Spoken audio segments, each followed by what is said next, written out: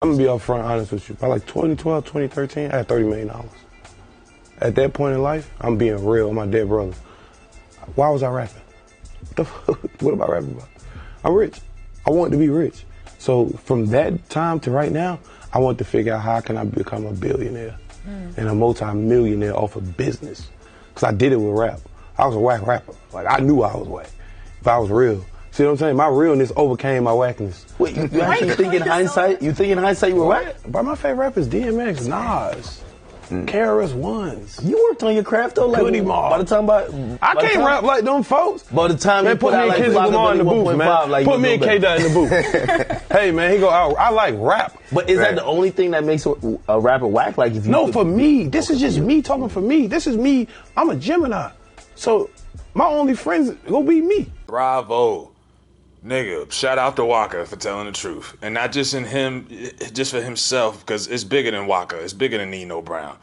But he was honest enough. And if there was going to be a trap music hall of fame, he would probably be a first ballot inductee. I mean, he, like I said, when Waka came on the scene in 09, 010, you know, that era, I was in college in the South, Waka was popping. You know what I mean? The whole Waka Flocka James mixtapes and Flockavelli, and he had plenty of strip club anthems, and to this day, he got some anthems that round of applause and all of that shit, you know, swag surfing and all that shit. You know, a lot of his shit, when they pop, when they go off, you know, it's still lethal in the clubs. But Waka was telling the fucking truth. You know what I mean? Like, I think it's a generational thing, because he's 33. You know, people forget Waka got roots from New York, so Waka, the era he grew up on, and like he tell you, he didn't say Master P, he didn't say Scarface or nothing against them. He told you his favorite rappers growing up was Nas, you know, DMX, KRS-One. The standard was different. And I tell people the reason why everyone knows at least 5 people that rap now is because the degree of difficulty is so low. Everybody think they can fucking do it now.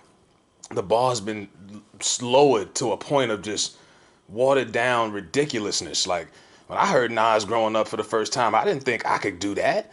He was doing some impeccable shit with his words, his vocabulary, the lyrics. It was the creativity, the storytelling. It was only a select few that could really do this shit at a high level. It was on Hall of Fame, all Madden level. Now it's on novice.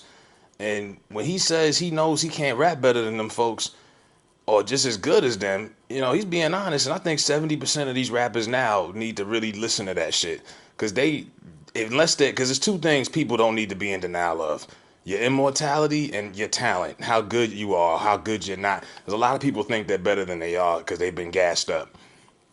And 70% of these rappers now need to hear that shit, because most of these niggas are not good rappers.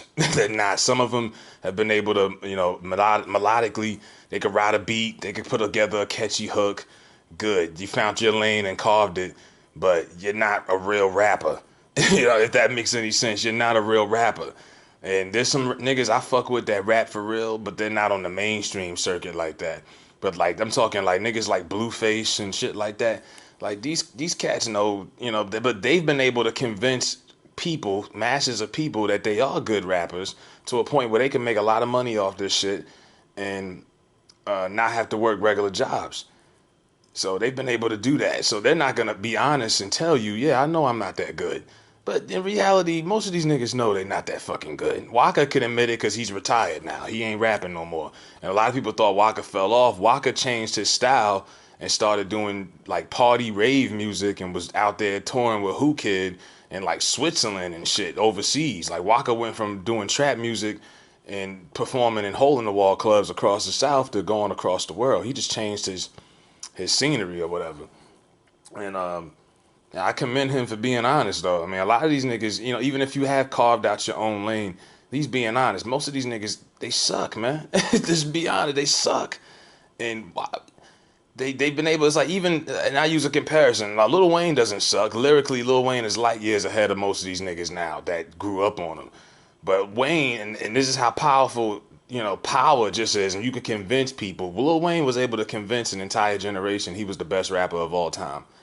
And no one ever called him that until he started calling himself that. Just like Jay-Z did it, just like LL, you know, they were able to convince their core fan base they were the greatest that ever did it, you know, just based off brainwashing or whatever, just repeating themselves. And just, it's crazy how you can manipulate people. But you know, these niggas have convinced people that they really are talented and they're not. And I'm like, I see through the shit. Like Lil Baby put out an album this week. It was okay. It had some joints on there. You know, at first I was like, I listened back to it. It's cool. You know, I think personally 20 tracks is too long for a mumble rapper, but mumble, young man, mumble. You know, do your thing. I just think 12 songs should be the maximum for niggas that's just mumbling out here. I don't need to hear a double disc CD worthy amount of tracks if you just mumbling and shit like that. Because after a while, it starts mushing all together and you can't tell track 2 from track 3 and beyond. But yeah, I commend Waka for telling the truth. And like I say, majority of these niggas, including people who ain't on yet, that's trying to get on, that really just, if this shit don't come to you effortlessly, and you know, you might have to work on your craft, but some of these niggas just, they suck. And it's hard for me to tell somebody that sucks to not rap, because when you listen to the radio or whatever, majority of these niggas suck now. It's gotten so watered down. You ever listen to something and be like, man, I could have came up with that, or I could have said a hotter line than that. Like, really? It's ridiculous, man. The game is watered down. The game is really fast food, and we even digest it like fast food. 4 for $4, $5 combos. You'll listen to something today, it's hot, and then a week from now, you're listening to something new because music just comes out so fast. The game is fast food. You don't even get a chance to digest this shit like a good quality full course meal. There's a lot of problems with the game right now. But yeah, majority of these rappers, these niggas fucking suck. And it might just be a generational thing. Because like I said, if you're 25 or younger or 20 or younger, I don't expect you to even know who Nas and them niggas is. If you do, salute. You know, but because some of these cats did grow up on Gucci and yada yada yada, so they think that's like the pinnacle of hip hop and what real rap is, but it's not. It's just, you know, them niggas carved their lane and did their own thing, and that's really is at the end of the day.